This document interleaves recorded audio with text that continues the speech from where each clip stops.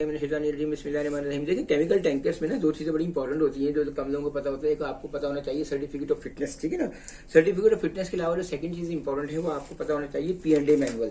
P&A manual जो है आपको पता होना चाहिए प्रोसीजर्स एंड अरेंजमेंट मैनुअल जो है जो जहाज पे होता है बहुत कम लोग कंसीडर करते हैं। देखिए होता क्या है, the purpose of the manual, इस मैनुअल का एक पर्पस है। क्या पर्पस है आपको पता है कि बहुत हम लोग लोडिंग करते हैं, डिस्चार्जिंग करते हैं, is to identify the arrangements and equipment जो हमें जरूरत होती है, required to enable compliance as per the IMO, as per the MARPOL with NX2, ठीक है ना।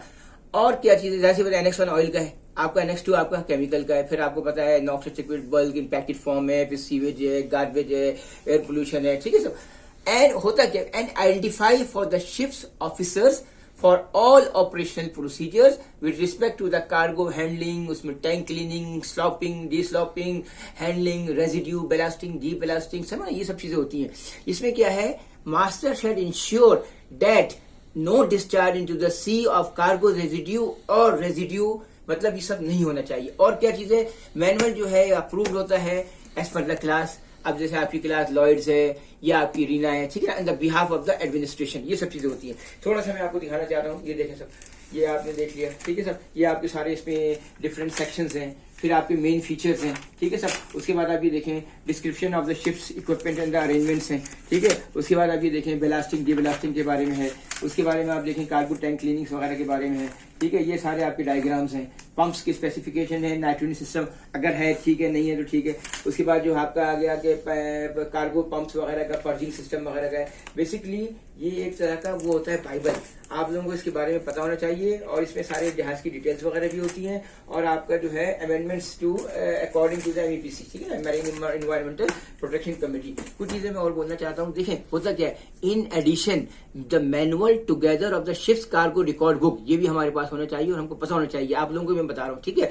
Master shall ensure no discharge into the sea, ये भी चीजें पता होनी चाहिए, जरा सुन लें, ठीक है। अभी मैं बता रहा हूँ, देखिए NX2 जो है क्या, natural liquid substance in the packet form, ठीक है ना। NX2 required that each ship which is certified for the carriage of noxious liquids bulk shall be provided with the procedures and arrangements manual and we must refer to this manual। मैंने आपको इसलिए बताया था ये refer करना जरूरी है। बहुत से लोग क्या करते हैं, ये जहाज पे ऐसी पड़ा रहता है, उसको देखते नहीं है। हमको चाहिए एज ए सीनियर्स इसको कंसल्ट करें और हमारे को 10-12 चीजें इसमें एडिशन पर चलेगी। फिर क्या होता है, इंटरनेशनल कन्वेंशन की भी रिक्वायर्ड है, जो आपका मार्पोल 73-78 है, कि आप इसको भी कंसिडर करें। मैनुअल जो है वो आपका इसमें विद द अपेंडिक्स 3, अपेंडिक्स 4 और NX2, इसके बारे में भी डिटेल्स लिखी हुई होती है, ठीक है सब।